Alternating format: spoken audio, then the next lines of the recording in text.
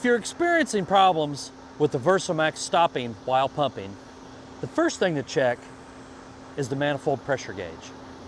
This unit is designed to stop pumping once the manifold reaches a certain pressure.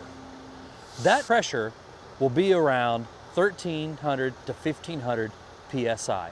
If the manifold pressure is determined to be above the threshold, we can now relieve the line pressure.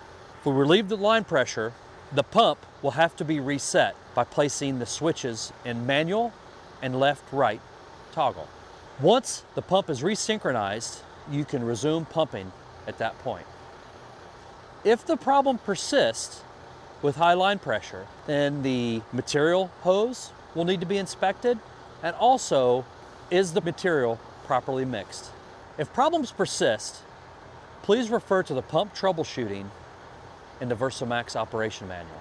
If it is determined the manifold pressure is in the operating range below 1300 psi, there could be a problem with one of the sensors in the transfer box or the hydraulic cylinders.